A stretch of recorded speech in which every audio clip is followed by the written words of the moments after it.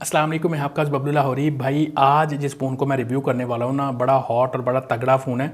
Aldous market ठंडी पड़ी हुई है स्मार्टफोन इंडस्ट्री इस टाइम पे पूरी, लेकिन ये फ़ोन बड़ा हॉट है। आप देखें 8s Gen 4 का चिपसेट है इसके अंदर, 512 GB स्टोरेज भी है। मीडिया कंजम्पशन के लिए बड़ा एक अच्छा डिस्प्ले है, डॉल्बी विजन का भी सपोर्ट है, HDR10+ का भी सपोर्ट है, 120 FPS गेमिंग भी करवाता है ये फ़ोन। और क्या चाहिए आपको, यही चीज़ें होती हैं ना।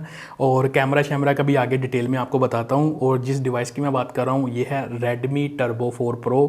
अब बेसिकली ये इंपोर्टेड वाला फ़ोन है। यहाँ पे Redmi ने ऑफिशियली इस फ़ोन को लॉन्च नहीं किया। ऑफिशियली जिस तरह के फ़ोन लॉन्च हो रहे हैं सबको पता है।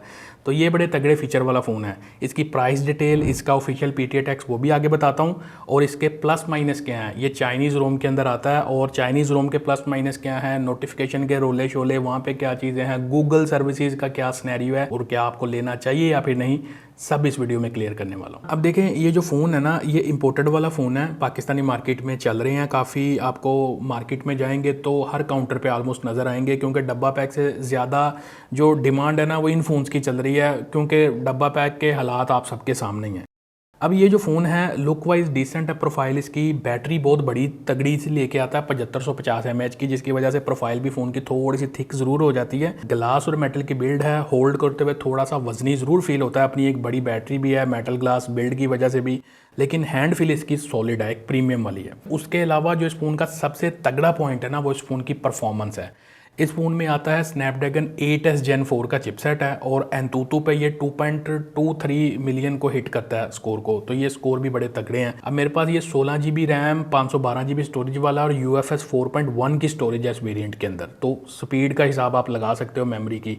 अब मैंने इसकी जो परफॉर्मेंस है ना, डे टू डे यूज़ में इसको इधर उधर बड़ा घुमा के देखा है, कहीं पे भी अटकता नहीं है, एकदम स्मूथ और फ्लॉलेस परफॉर्मेंस है। गेमिंग वाली साइड पे मैंने इसको टेस्ट किया है तो पहले ये फ़ोन 60 FPS देता था, लेकिन आगे इस फ़ोन को HyperOS के 3.0 की भी अपडेट आ गई है। लेकिन अपडेट से पहले भी मैंने इसको चेक किया तो ये 120 FPS स्पोर्ट शो कर रहा है पबजी गेम के ऊपर। गेम प्ले मैंने करके देखा है, गेम प्ले काफ़ी स्मूथ है। FPS मीटर को मैंने रन करने की कोशिश की है, लेकिन वो सम रीज़न कंपैटिबिलिटी कुछ इधर उधर इशू और रन नहीं हो पाया। लेकिन गेम खेलते हुए आप देख सकते हो FPS भी मेंटेन रखता है, फायर कनेक्टिविटी, जायरो मूवमेंट्स, मतलब गेम प्ले ना कहीं पर भी मुझे जिटर करता हुआ नज़र नहीं आया। मैं स्मूथ विद 120 FPS खेल रहा था, तो गेम प्ले बड़ा बेहतरीन चल रहा था। और उसके अलावा मैंने क्लासिक के भी मैच खेले हैं।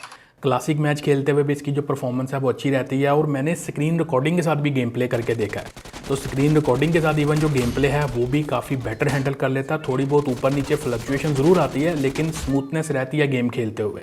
और मैंने इवन क्लासिक के जो गेम प्ले हैं वो भी रिकॉर्डिंग के साथ खेले हैं, और वहाँ पे भी जो परफॉर्मेंस है वो भी बेहतरीन है। तो इन शॉर्ट ये है कि गेम प्ले अच्छा दे देता है पबजी के ऊपर। दूसरी मैंने गेम कॉल ऑफ ड्यूटी खेली है, उस पर भी 120 FPS का सपोर्ट देता है ये, तो वहाँ पे भी जो गेम प्ले है वो भी बड़ा बेहतरीन रहता है।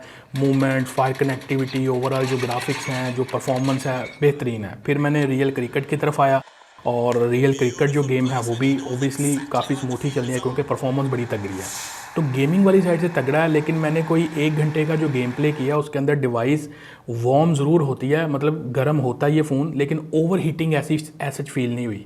मतलब 38, 39, 40 इसके आसपास टेम्परेचर हिट करता है। लेकिन जब आगे गर्मियों में आप खेलेंगे ना इसके ऊपर, लेट्स सपोज गेमिंग, तो आपको कूलर यूज़ करना पड़ेगा, अदरवाइज़ ये फिर वहाँ पे ओवर हीट कर जाएगा, क्योंकि गर्मियों में तो बड़ी बड़ी डिवाइस हीट कर जाती है। तो ओवरऑल यूज़ करते हुए, गेमिंग शेमिंग करते हुए बैटरी बैकअप इसका अच्छा है। अगर मॉडरेट यूज़ है तो 1.5 दिन तो आराम से जाएगा, थोड़ा सा और तो लाइट है तो 2 दिन तक भी इसका जो बैटरी बैकअप आपको मिल सकता है, क्योंकि 7550 mAh की जो बैटरी है एक तगड़ा बैकअप देती है।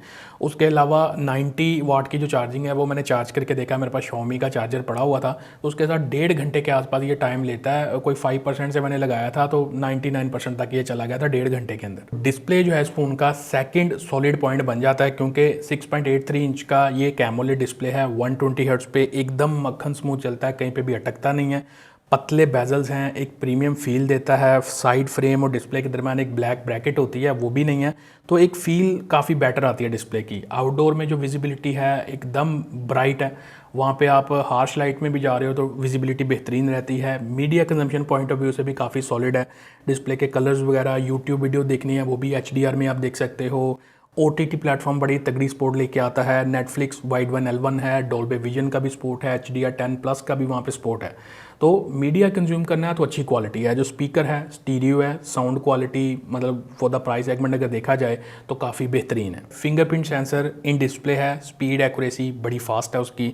हैप्टिक एक्सपीरियंस जो है टाइप करते हुए वो ठक ठक वाला जो प्रीमियम वाला होता है ना वो मिलता है इसमें। अब देखें सॉफ्टवेयर वाली साइड पे कुछ चीज़ें डिस्कस करते हैं और यहाँ पे कुछ कॉन्स भी हैं, तो ये सेक्शन आपने ध्यान से सुनना है मेरे पास जब ये फ़ोन आया एंड्रॉयड 15 पे था, जिसके ऊपर HyperOS 2.0 थी, फिर इसको HyperOS 3.0 का अपडेट आया, 7.7 GB था जो मैंने इंस्टॉल कर लिया इस पर। अब ये चाइनीज़ फ़ोन है, चाइनीज़ वेरिएंट है, तो इसमें चाइनीज़ रोम है। ग्लोबली ये पोको F7 के नाम से गल बनाया था, लेकिन वो तो एक अनदर चीज़ है ना। हमारे पास जो वेरिएंट पकड़ा हमने उसे डिस्कस करना है। गूगल प्ले सर्विसेज इसके ऊपर चल जाती हैं, कोई रॉकेट साइंस नहीं है इंस्टॉल करना। जस्ट फ़ोन की सेटिंग में आपने जाना है, वहाँ पे आपने गूगल प्ले लिखना है या गूगल सर्विसेज लिखना है, तो एक ऑप्शन आएगी, उसको आपने इनेबल कर लेना है। फिर इसकी गेट ऐप वाली और एक ऐप है इस फ़ोन के अंदर, वहाँ पे आपने उसको क्लिक करके गूगल प्ले सर्च करेंगे तो गूगल प्ले स्टोर आ जाएगा। उसको इंस्टॉल करेंगे तो गूगल प्ले सर्विसेज जो है ना, और प्ले स्टोर इंस्टॉल होने के बाद आईडी लगाएं, जो मर्ज़ी ऐप आप इंस्टॉल करें। ये इतना इजी है, कोई इसमें रॉकेट साइंस नहीं है, क्योंकि मैनुअली आपको करना पड़ेगा या इस तरह को पापड़ बेलने पड़ेंगे, ऐसा कोई सिनेरियो नहीं है। तो गूगल प्ले सर्विसेज के ऊपर ईजिली चल जाती हैं। मसला आता है बैंकिंग ऐप्स का। जितने मैंने बैंक जो है ना वो चला के देखे हैं, इंक्लूडिंग जैज़ कैश, ईजी पैसा, तो ना जैज़ कैश चलता है ना ईजी पैसा चलता है, क्योंकि जहाँ पे वो बायोमेट्रिक के लिए बायोमेट्रिक स्कैनिंग का कहते हैं ना, वहाँ पे आके वो स्टक हो जाता है। चाहे वो कोई बैंकिंग ऐप है, चाहे वो ईजी पैसा है, जैज़ कैश है। लेकिन दो ऐप्स जो हैं वो मेरी बैंकिंग वाली इसके अंदर चली हैं, एक तो नया पे और दूसरी सादा पे।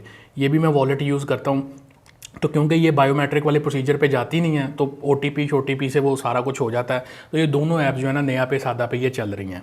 और जहाँ तक रह गया नोटिफिकेशन प्रॉब्लम, मैंने सुना था इस फ़ोन के ऊपर, तो नोटिफिकेशन ये है कि व्हाट्सएप जैसे मैंने इसके ऊपर अपना ट्रांसफ़र किया, उसके नोटिफिकेशन वगैरह जो स्क्रीन बंद है ना उसके ऊपर नहीं आ रहे थे। तो उसके लिए सेटिंग में ऑटो रीस्टार्ट की एक ऑप्शन आती है, या ऑटो स्टार्ट है या ऑटो रीस्टार्ट है, वो मैं दिखा दूंगा यहाँ पे।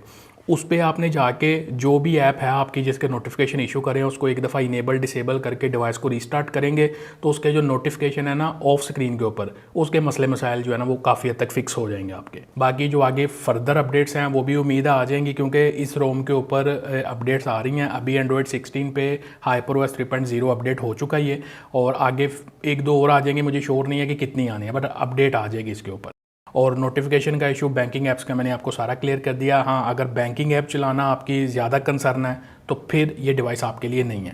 बाकी बिकॉज ये चाइनीज़ रोम है, तो सेटअप करने के बाद बहुत सारा आपको चाइनीज़ ब्लॉटवेयर देखने को मिलता है, जिसको आप डिसेबल कर सकते हो, अनइंस्टॉल कर सकते हो, उसको मतलब हटा सकते हो अपनी ज़रूरत के हिसाब से। बाकी जो इसकी कॉल क्वालिटी है वो बेहतरीन है, वहाँ पे कोई भी इश्यूज़ नहीं है। ड्यूल फिजिकल सिम इसको लगती है। मेरे पास ये 512 GB वाला वेरिएंट है, 16/512 वाला। ये 86-87,000 के अराउंड मैंने परचेज़ करवाया था, क्योंकि अभी मार्केट थोड़ा सा अप साइड जा रही है, तो हो सकता है फ्यूचर में अगर किसी का प्लान हो लेने का, जैसे डब्बा पैक की प्राइसेस बढ़ रही हैं तो इनमें भी फ्लक्चुएशन आ रही है प्राइसेस की, तो अराउंड अबाउट ये प्राइसेस हैं। अगर आप इसमें 256 GB वाला वेरिएंट लेते हैं तो उसकी प्राइस थोड़ा सा नीचे भी हो सकती है। तो बहरहाल डिपेंड करता है मार्केट पे, जो सिचुएशन चल रही है वो आजकल ना बड़ी अनप्रिडिक्टेबल टाइप की सिचुएशन है प्राइसेस को लेके। तो बहरहाल VoLTE जो है वो भी चल जाता है इसके ऊपर, 4G+ की जो सपोर्ट है वो भी मिल जाती है, NFC भी है। बाकी बैंकिंग ऐप्स का मैंने आपको बता दिया है, और जो इसके ऊपर वो वाईफाई है वो भी मिल जाता है। ऑटो जो कॉल रिकॉर्डिंग है चुपके वाली, क्योंकि MIUI का HyperOS का अपना डायलर है, तो वो भी ऑप्शन मिल जाती है इसमें। अब देखें बाकी जहाँ पे इस फ़ोन के कैमराज हैं, 50 मेगापिक्सल का मेन है और 8 मेगापिक्सल का अल्ट्रा वाइड है बैक पे, और 20 मेगापिक्सल की सेल्फी है। कुछ आपको रैंडम सैम्पल्स दिखा दूंगा, लेकिन बेसिकली ये जो फ़ोन है ये परफॉर्मेंस सेंट्रिक यूज़र को, मीडिया जो कंजम्पशन वाला यूज़र है उसको टारगेट करता है, और जिसको ओवरऑल एक ना मतलब स्मूथ टाइप का एक्सपीरियंस चाहिए। तो कैमरा डिसेंट की कैटेगरी में है, बट ये कोई कैमरा फ़ोन नहीं है, और ना कैमरा यूज़र को टारगेट करता, ना किसी कैमरा यूज़र को रिकमेंड किया जा सकता है। वीडियोस जो हैं बैक साइड से ये 4K 30 FPS 60 FPS की दोनों बना लेता है, स्टेबल हैं, लेकिन अगेन वही चीज़ है, कैमरा यूज़र के लिए ये फ़ोन डेडिकेटेड उसको टारगेट नहीं करता। अब ओवरऑल जो कंक्लूजन है Redmi Turbo 4 Pro के बारे में, देखें जो इसका वेरिएंट मेरे पास है 512 GB, मैंने आपको बताया कि प्राइस जो है 86-87,000, बाकी फ्लक्चुएशन मार्केट में ऊपर नीचे चलती रहती हैं, जिस तरह प्राइसेस आजकल इंक्रीज़ हो रही हैं थोड़ा, और 256 GB वाला वेरिएंट नीचे भी आ जाता है। और ये नॉन PTA की प्राइस है, इसमें 30,000 रुपये इसका ऑफिशियल PTA ड्यूटी है CNIC पे, ये टैग मॉडल्स में भी नहीं आ रहा। तो CNIC पे आप ड्यूटी पे करेंगे तो ये official PTA approve dual SIM हो जाएगा। ड्यूल सिम इसकी फिजिकल वाली है, ई सिम वाला स्नैरियो नहीं है। तो ये यहाँ पे सारी कहानी है। ओवरऑल परफॉर्मेंस में तगड़ा है, मीडिया कंजम्पशन में तगड़ा है, हैंड फील में बड़ा तगड़ा है, बैटरी बैकअप बड़ा अच्छा है फ़ोन का, और कैमराज इसके काइंड ऑफ एवरेज वाली कैटेगरी के है, उसको डेडिकेटेड या टारगेट नहीं करता। और जो स्पेशली बैंकिंग ऐप का मैंने आपको इशू बताया ना, अगर आप ऐसे यूज़र हो जिसको ज़्यादा कंसर्न है कि भाई बैंकिंग ऐप्स भी चलनी चाहिए, तो वो यूज़र इस फ़ोन को अवॉइड करे। बाकी गेमिंग शेमिंग के लिए कोई तगड़ी ऑप्शन चाहिए 120 FPS या 90 FPS के राउंड अबाउट अगर आप गेमिंग करते हो, तब भी आप इस फ़ोन को देख सकते हो, क्योंकि परफॉर्मेंस के साथ बैटरी का कॉम्बिनेशन भी हाई है। लेकिन एक चीज़ आपने ज़रूर माइंड में रखनी है कि ये इंपोर्टेड वाला फ़ोन है, लोकली ये फ़ोन लॉन्च नहीं हुआ, लेकिन क्वांटिटी आजकल मार्केट में अच्छी बिक रही है इसकी। पार्ट्स अवेलेबिलिटी जो है ना, इस फ़ोन को लेके इशू हो सकता है। अगर कोई यूज़र है, कोई रफ़ यूज़ करता है, फ़ोन गिराते बहुत हो, टूट जाता है, डैमेज हो जाता है, तो इसके पार्ट्स आपको मार्केट से नहीं मिलते हैं। ये चीज़ सोच के फिर आपने किसी ऐसे इंपोर्टेड फ़ोन की तरफ जाना है जो आपको मार्केट में मिल रहा है, तगड़े फीचर दे रहा है। ओवरऑल जिस प्राइस में आ रहा है, फीचर्स के हिसाब से आपको जो कॉन्स बताए हैं, अगर वो मैटर नहीं करते, फिर आप इस फ़ोन की तरफ देख सकते हो। बाकी इसकी सेम प्राइस रेंज के अंदर आपको वन प्लस का एक फ़ोन मिल जाता है Ace 5, जिसको 13R भी कहते हैं, Realme GT6 भी है। क्योंकि आजकल ना देखें, मार्केट इतनी ठंडी चल रही है, डब्बा पैक फ़ोन समझ में ही नहीं आ रहे यार कि मतलब कोई पैसा फ़ोन वसूल की अगर कोई वीडियो बनाए तो क्या बनाएं, कोई चीज़ रह ही नहीं गई पैसा वसूल।